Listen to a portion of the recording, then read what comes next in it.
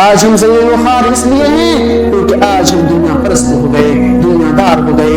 ابو داؤد کی ایک حدیث پڑھنے جا رہا ہوں میرے بھائیوں، اس حدیث کو پڑھ کر کے ایسا محسوس ہوتا ہے کہ نبی کریم صلی اللہ علیہ وسلم نے شاید اسی زمانے کے متعلق یہ بات فرمائی تھی۔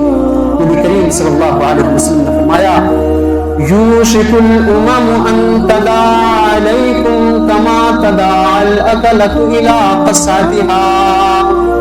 مسلمانوں، ایک ایسا زمانہ آنے والا ہے، ایک ایسا دور آنے والا ہے کہ دوسری قومیں تمہارے اوپر ویسے ہی ٹوٹ پڑیں گی جیسے بھوکے دسترخوان پہ ٹوٹ پڑتے ہیں۔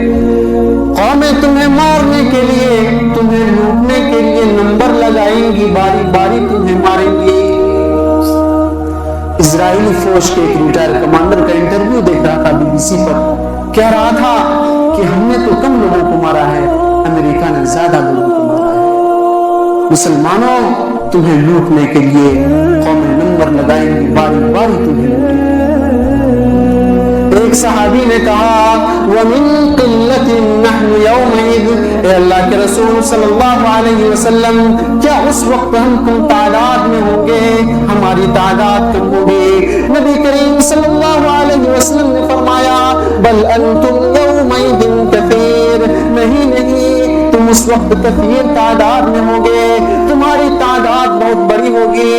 وَلَٰكِنَّكُمْ غُثَاءٌ كَغُثَاءِ السَّيْلِ، لیکن تمہاری حیثیت سیلاب کے جھاگ کے مانند ہوگی۔ جس طرح بارش آتی ہے، ندی نالوں پہ پانی چلنے لگتے ہیں اور پانی کے اوپر جو ٹینکے ہوتے ہیں، پانی جدھر چاہتے ہیں ان ٹینکوں کو بہا کر لے جاتے ہیں۔ مسلمانوں، جس طرح وہ ٹینکے بے وقت ہوتے ہیں، اسی طرح تم بھی بے وقت ہو جاؤ گے، بے وزن ہو جاؤ گے۔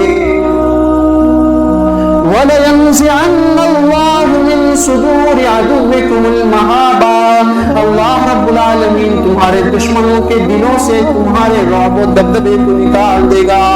وَلَيَقْذِفَنَّ اللَّهُ فِي قُلُوبِكُمُ الْوَهْنَ، اور تمہارے دلوں میں وہن نام کی بیماری ڈال دے گا۔ صحابی نے کہا اے اللہ کے رسول صلی اللہ علیہ وسلم، یہ وہن نام کی بیماری کیا ہے؟ اللہ کے رسول نے فرمایا حب الدنیا وکراہیت الموت، تم دنیا سے محبت کرنے لگو گے اور موت سے نفرت کرنے لگو گے۔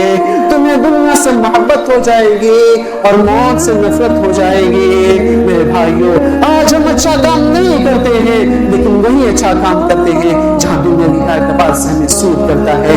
ہم اچھا کام نہیں کرتے ہیں جہاں دنیاوی منافع کی امید ہو۔ میرے بھائیوں، آج ہم ذلیل و خوار کیوں نہیں ہوں گے؟ کیونکہ ہمارا کام دین کے